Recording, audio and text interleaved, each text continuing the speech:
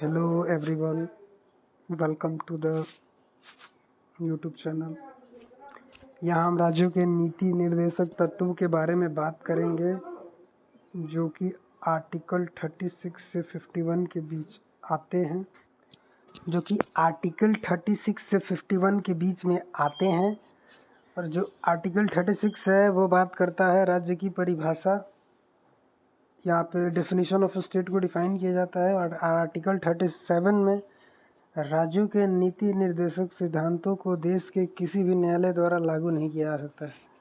यानी कि इनकी जो बातें हैं वो किसी भी न्यायालय द्वारा लागू नहीं किया जा सकता। फिर आर्टिकल 38 जो है वो राज्य लोक कल्याण के लिए सामाजिक, आर्थिक और राजनीतिक न्याय सबको मिले ऐसी व्यवस्था बनाएगा। यानी कि यहाँ सामाजिक, आर्थिक, राजनीतिक न्याय की बात की जाती है।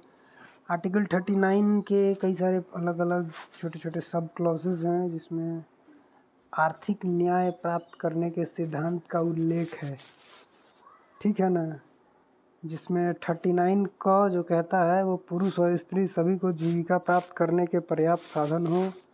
39 ख कहता है इस खंड के अधीन उद्देश्यों की पूर्ति के लिए राज्य उत्पादन के साधनों का राष्ट्रीयकरण कर सकता है। आर्थिक व्यवस्था इस प्रकार चले कि धन का समान वितरण हो, यानी कि पुरुष और स्त्री के लिए को समान कार्य के लिए समान वेतन की प्राप्ति हो। 39 का अंगा कहता है आर्थिक आवश्यकता से विवश होकर नागरिकों को ऐसे रोजगार में नहीं जाना पड़े जो उनकी आयु या शक्ति के अनुकूल हो, ठीक।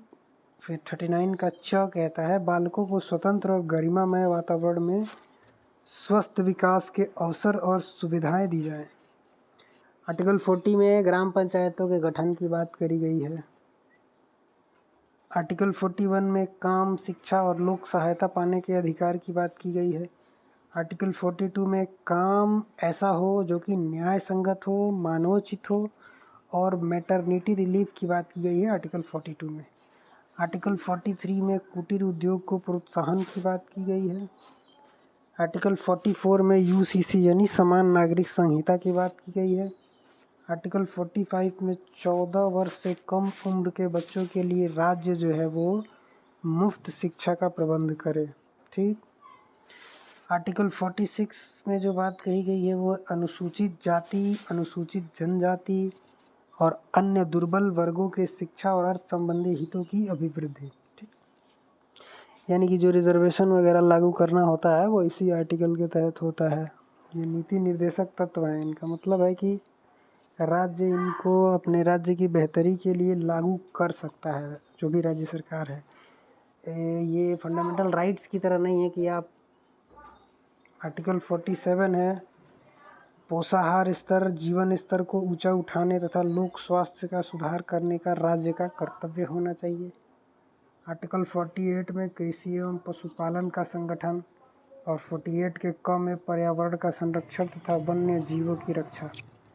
आर्टिकल 49 में राष्ट्रीय महत्व के स्मारकों, स्थानों एवं वस्तुओं का संरक्षण और आर्टिकल 50 में कार्यपालिका और न्यायपालिका में अंतर, मतलब हाँ। आर्टिकल 51 में राष्ट्रीय शांति और सुरक्षा की अभिवृद्धि। बस इतनी ही है, आपको याद रखना है। कहाँ से कहाँ तक?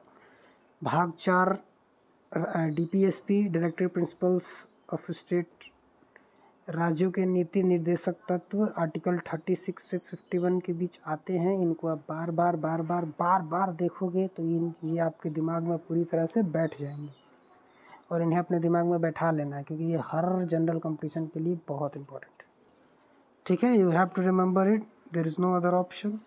Thank you. Created by SS.